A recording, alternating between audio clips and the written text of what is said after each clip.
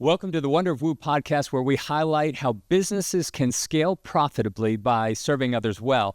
I'm Daryl Zavadny. And I'm Ed Howie. And this is the Wonder of Woo. If you're a business owner investing time, money, and marketing only to be frustrated by losing customers, then this podcast is for you.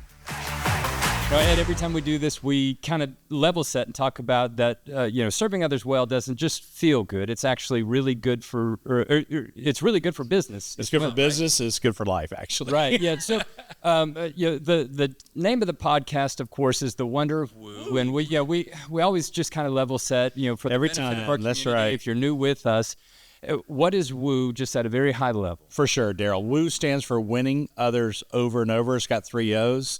The logic, the framework, the thing that we hope to inspire is that it does take intention, does take focus to win others over. It takes a whole lot more attention, a whole lot more focus to win others over and over. And we believe that's what we're called to do in life, in business. And we love celebrating and challenging and inspiring it. Yeah. Well, and it's fun to explore with you. Again, Ed and I are not experts.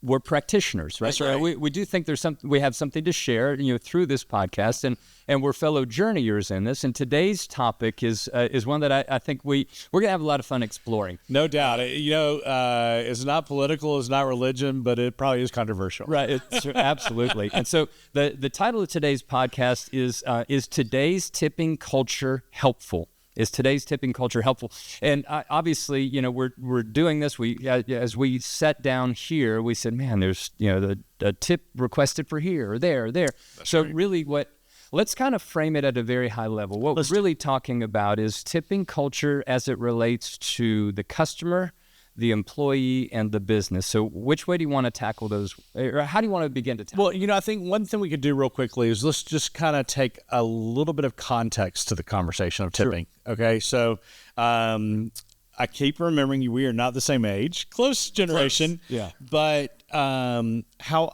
in the 70s and 80s, tipping was typically seen as something that only happened when you were sitting down in a restaurant being served by a waiter or waitress. Right.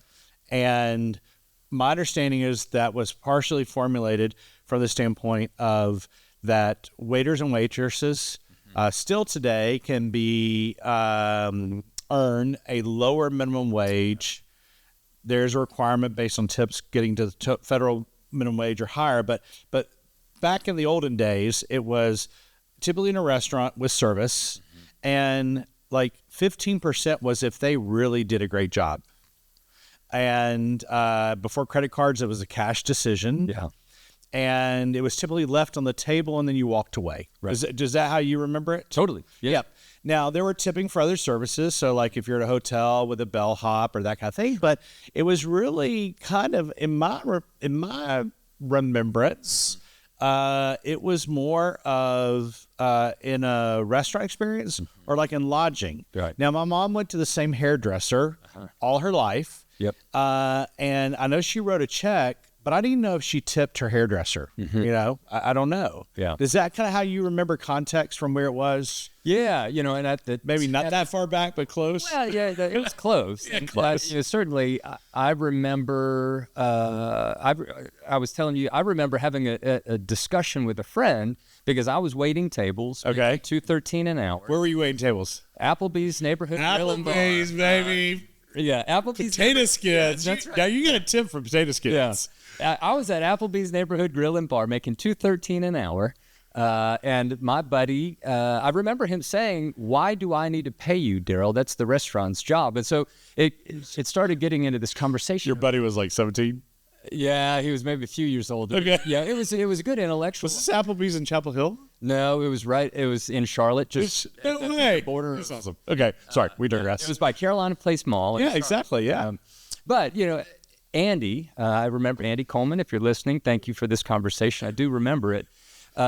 Andy said, "Daryl, why should I pay you? That's the restaurant's job." Yep. And I remember saying, well, I think there's still some people that see that. The National Restaurant Association has done a lovely job in lobbying to keep that. It's still $2.13 an hour. But to your point, there was an expectation that I would get paid by the table based on the service that I delivered. Right. And that the restaurant wasn't. Apart from people like Andy, there was generally an expectation that that's how waiting tables worked, or the hospitality industry, and that's not how other businesses worked. Right. Right. And it was, not only probably a cost savings measure on the business side, but it was intended that you are not capped to only make what we're committed to earn. Right. If you choose to deliver, if you choose to woo, Right. if you choose to go above and beyond, the sky's the limit of what that customer could choose to reward you for your behavior. Right. And we both agree that can be a positive approach and system applied in multiple scenarios and situations. Now, you had an employment situation different from mine. I did. So I started at Chick-fil-A when I was 15 years old, and I wasn't working at Applebee's. We had a place called Spinnaker's at South Square Mall in Durham, very similar to Applebee's, and I had a friend waiting tables there. And they were making a lot more money per hour than I was. They weren't working as many hours, but they could bring in $20 an hour, right? And I was making probably $3, Mr. Lawson, which I'm still thankful for. But I was working my butt off too. We were making sandwiches, and we were making sure the customer service. And we know Chick-fil-A has been fast all along. I'm sitting there taking care of 50 customers an hour if I'm working register. Yeah. But I was still making minimum wage or a little over. Right. And so, I didn't understand. I didn't really want a tip, but that wasn't my number one driver. But I like to make money. And so we weren't allowed to accept tips, actually. So Chick-fil-A's policy at that time, and even now, is, tipping is... Well, and I think Publix grocery store, so talking about tipping as it evolved, Publix was a grocery store that where shopping is a pleasure. I think it's still the deal. Based out of this Florida, I think is where they're home based, Southeast brand primarily. They still ensure that they have staff to be able to carry your groceries out to the car. Like they literally will push the cart for you, like back in the olden days. They have a no tipping policy. To where the employees aren't supposed to accept tips. Now, let's fast forward to, you want to fast forward to today? Yeah, let's level set on where we believe that tipping has landed today. And then specifically maybe even, where I really want to go is how does that intersect brand loyalty, right? That's right. The customer experience, disposable income, brand loyalty. So where are we today? So my opinion, and I'm not saying this is right or wrong, but it seems like anyone and everyone can expect a tip. Does that kind of where? Yeah. And it seems like sometimes some people do it more effectively than others. And not only from an enterprise, from like a brand standpoint, but also some, I think there's some opportunities how one, if you are in a tip situation, I think there's some things you can do to really drive the tip up in a positive way. Right. But I also think there's some things you can do to really like drive customers away in a negative way. Yeah. Okay. So, so where we are today though, is everybody, it feels like, can conceivably ask, and then you and I as consumers and all of our community as consumers have decisions to make over and over and over and over. Yeah. And so there's an impact. And oh, by the way, there's this thing called inflation, which means disposable income is dropping, right? So every marginal dollar that's being asked for from a consumer has a bit of an eroding a wear and tear to it. And with the situation we're in, you're getting less food on the plate for the same amount of money. You're getting less cereal in the box of Frosted Flakes. You're getting less items in your grocery bag. We're being hit from all levels. And so, frankly, that kind of puts tipping, makes it even more conspicuous, right? Because it is now something else I have to choose whether I'm going to pay or not. Right. Or feel guilty for not paying, depending on how you manage it, right? Right. Well, so before we go real deep on the impact on customer loyalty, let's be objective and rational as business owners. Okay. And say, at a very high level, what is a business owner doing or thinking with regards to the employee experience? Because we talk about at the outset, we said there is kind of a business owner experience, there's an employee experience, and there's the customer experience. So as it relates to the business owner, how does tipping fit into the equation here? What are they doing, when they're saying, sir, ma'am, would you consider this additional tip? Like, how does this relate to wooing employees? So do we, to be clear, do we want to talk about like how it's being applied, or do we want to like even look at a fantastical situation real quick? But let's do that. That sounds okay. So B2I Creative, marketing branding firm, incredible team. Our goal is to over deliver. We want to woo. We want to serve our clients to help them be their boldest, truest you. All right. I got a text from a client last night. Okay. My team had just produced a convention, a meeting for our client. And in that text, she talked about how much she loved the video production we had done for the event. All right. Congratulations, B2Y team. Go B2Y team. That's right. Yeah. We wooed them. Okay. Yeah. We exceeded her expectations. So should I have replied to that text of hers with a little Venmo that said, we appreciate your letting us serve you, and giving her an opportunity for a 15, 20, 25% tip on top of what she already paid us, because we clearly over-delivered on what we did? Yeah. That doesn't feel right, right? Yeah. So, but where's some weird places that you've been asked for a tip recently? My plumber. Your plumber asked for a tip? Yeah. Okay. Tell us how that worked. Yeah, had a problem at home, and did what I could to troubleshoot, and thought, I can't solve this, and I think this is bigger than I should deal with. Right. Engaged a plumber to solve the problem. He gave an estimate, solved that problem, gave me the bill, and there was a space for a tip, and I thought, that's kind of didn't you do what the service rendered? Right. Yeah. Okay, so, all right, so it's almost like, I'm going to use the word professional, no offense meant to anyone, but like if, where's the line, right? From the standpoint of, let's think about some other situations that are just kind of make you go, okay, so if I go into a cafe that has waiters and waitresses, and I walk over to the cooler and I get a Diet Coke, and I put it down on the counter, and the cashier scans the Diet Coke, right, and then there's a prompt for a tip, do I tip that person? Right. And so, okay, so where are we going with this? Well, I think first and foremost, we have to look at, we talk about for the brand, right? What is the final impression you want to leave with your customers? Meaning, do you want to expect for them to invest more? Do you want to give them the opportunity to celebrate your team? Or do you want to manipulate them into a situation to where they are put in a very uncomfortable situation that is not necessarily common or expected? And so this is Ed, the opinion of Ed, not of the organization, but of Ed. I probably would not use a plumber again if if a tip was solicited.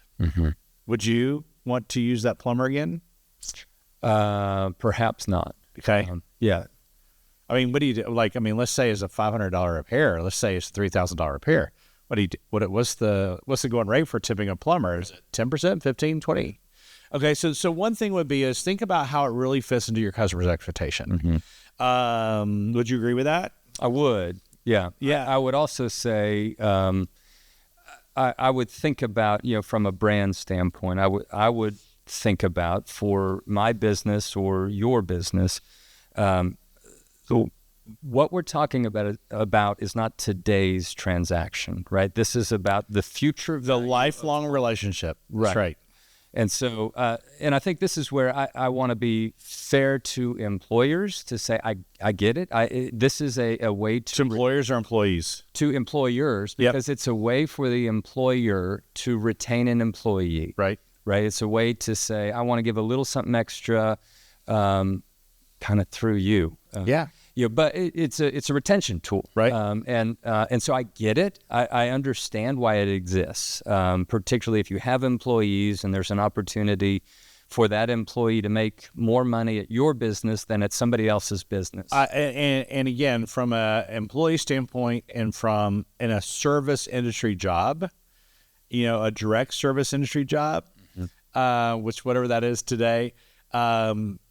It's more commonplace. It's more expected. But let's talk about the way you go about it. So let's sticking back to the brand. Okay. Have you ever checked out of a place that typically is tip expected, tip opportunity, and they have those options for you, and the lowest option is 25%. Okay. So you are now. You can play this on both sides of the coin. Well, people don't really pay attention. They just press the button. They give you the credit card. They pay. Not probably the best business mindset, but it's out there. But let's say I do read it. Then you're putting the customer in front of the person who is about to receive the tip. And you're putting that customer in what I would consider, as if you put in the customer standpoint, a very uncomfortable situation. Mm-hmm. It's kind of like when, for me, again, the world of ed, when you go to a restaurant and have a party of 8 or party of 6 or 8, and all of a sudden you sit down and what happens is all of a sudden they automatically add the tip. For me, if you gave me great service, you just reduced the amount of money that you're going to get in a tip. Because if you decide for me what I'm tipping you, then that's what you're going to get, as long as I agree with it. Right. Now, I've had situations before where the service was not up to par, and I've discussed it. Okay. But as a rule, I say all this to say is I tend to over-tip, okay, unless I'm backed in a corner. And that's what I would just say from a brand standpoint is think very carefully about how you want the last impression you make at the close of the transaction. What kind of relationship do you want to establish with your customer, with your team, and with your brand? Fair enough on that one? Absolutely. Okay. Yeah, and can I jump real fast because we started on it and then we jumped into the business side. I want to come back to the consumer side. For sure. For you and I as consumers and our community as consumers. So for me, I think it's important to maybe even contextualize your brand strategy, my brand strategy on tipping and all of that. In light of the broader economy. Yep. So are things more expensive now than they used to be? They are. Are real disposable income going down? Is real disposable income going down? Yeah. Saving rates, are they going up or down? My understanding is they're going down right now. They're going down. So there are macroeconomic headwinds in a significant way. That's right. On the entire populace, right? This is a global thing, and we sit in America and Texas in a wonderful economy, and there's still significant headwind. There's slowing, tightening of dollars and slowing of transaction count trends. Right. And it's in that context that you and I, as consumers, encounter all of this. That's right. Right. So, well, on top of that, when I go out to a restaurant, I'm probably either getting less actual food on the plate for the same price or more, or I'm getting more, but the price is significantly different. The days of like $5 combo meals in fast food are long gone. Yeah. It seems. So there's this value calculus in your mind and my mind. And I think it's safe to say we all know that we probably have a little less money to spend, and we're probably going to get a lot less for it than we did in years past. Right. And so I think it's important to maybe contextualize that broader thing. Again, if you don't have a business that's in the service or retail industry, the temptation might be to think, well, this doesn't apply to me because we don't have that. But you do, because your customer is also the customer of all these other places. Yeah. And if you're buying coffee, $4 coffee, and you're tipping $2 on top of that, because that's the first thing, that's the only button you can click. And so that's less money to be spent in my business that isn't a coffee shop. Sure. Right. But but then let's not even argue the other side of the coin. Let's look at the other side of the coin from the employee. Okay. The employee behind your counter and your operation is having the same pressures. Absolutely. We as business owners want them to make as much money as possible. And the reason why tipping from a business standpoint for our employees is attractive is that it is discretionary, meaning we don't have to, it's not a fixed expense, it's a variable expense. And it's a variable expense that the customer ultimately gets to choose. Right. And so I am not a fan of tipping. I'm actually a fan of tipping. I just think, I guess, surprise, what word's going to come out of my mouth? It's got to be intentional about it. Intentionality. Yeah. Don't be haphazard about this because it does affect. And you think about it, you've got Uber Eats service charges. You've got credit card processing charges. We're being nickeled and dimed. Yeah. And the last thing I want to do is set my employees up with a transaction that creates less likelihood for all they did to win that customer over to not come back, even though they did their best job. Yeah. So it's not I don't think this is a linear discussion. I don't think this is like, yes, do it, don't do it this way. But I do think you must be very intentional. And as business owners, you need to be talking to your employees and your customers to see if you're hitting the sweet spot for both. Absolutely. Because here's the deal, Daryl, and this is why I love this topic. The whole intention of tipping is that you did more for me than I expected, therefore I want to reward you. Okay. And I have found in life that when I do more for you only for the reward, it comes through ultimately as disingenuous. Right. When I do more for you and the reward is lagniappe, the reward is extra, the reward is like gravy on top of, choose the simile, whatever those are called, then that's where the magic occurs. So there is a magic formula for your business. I would be very, very, very aware of how my direct competitors are handling tipping. And I just don't think this is something that does need to be discussed. And I do believe that we as business leaders have to look at it from all three sides: for the brand, as the employer, well, four sides, as the employee, and then as a customer, right? And find that sweet spot of how it works. Yeah. Well, it's a fascinating conversation. We started off at, we titled this episode is today's tipping culture helping? And I think where we landed is it's a really nuanced question. Well, and I think it's a nuanced question, but I think what we need to do is remember, functionally, that is the last impression you make with your customer when they're walking out the door. Yeah, yeah. And as a server, is your last impression. And I'm going to say one thing, and this is something that I think anyone who is tipping needs to listen to very carefully. Why the heck do you not thank me for the tip? Okay? I mean, think about it. Yeah. Is the cashier comes, I'm at a table, I pay my bill, they look at it to make sure he is signed. The time the server has said thank you for that tip, I'm like, not ego, but like, I'm glad you appreciate it. Versus looking and closing and walking away. It's like, then I'm going like, well, did I not tip enough? Or like, do they think I'm cheap? Okay, that. Or think about when you're at the cash register and you check. I mean, you see the transaction, you see the tip go through.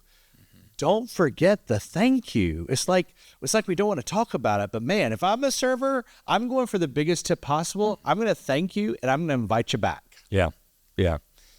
Well, and every time we do this, it's fun to kind of wrap up for the benefit of the community to say, hey, here's application. Yep. So I've heard a few things. The largest of which really is be mindful of the all the nuance in this decision. Be intentional, right? We talked about the application for the brand. We talked about the application for essentially you as the business owner. The application for employee and customer. So there's some kind of strategy things. So I think that maybe the admonition or caution is to say, be mindful about doing something in isolation and not not contextualizing it under the broader brand strategy. That's right. So that's number one. I think number two is, be mindful of the timeline. Again, there's this dopamine hit of, we get this today, and that's really rewarding, as opposed to the conversation we have over and over is about the lifetime value of that customer, not today's. That's exactly right. But is what transaction after transaction after transaction. Okay. So, in the case of the bottle of Diet Coke, I would forego that tip and instead say, are there other ways that I could add value to the customer? Would you like some fries with that? Yeah. Right. We add value to the customer, add value to the employee, and perhaps other ways. So magnificent conversation. Well, and it comes back to one of our foundational beliefs is that every element of your business either magnifies or detracts from your brand. Every element of your business either woos or poos your customer. And so if you haven't thought about your tipping or you figured it out a year ago and haven't revisited it, I'd encourage you to take a fresh look. Absolutely. Folks, we've enjoyed spending time with you as always. And until next time, we sure appreciate you spending time with us on the Wonder of Wooo podcast. Take care. So that's it for today's episode of The Wonder of Wooo. Head on over to Apple Podcast or wherever you listen to subscribe to our show. One lucky listener every single week who posts a review on Apple Podcasts will win a chance in the grand prize drawing to win a $25,000 value private VIP day with Daryl and me. Be sure to head on over to thewonderofwoopodcast.com and pick up a free copy of our gift. And please join us next time.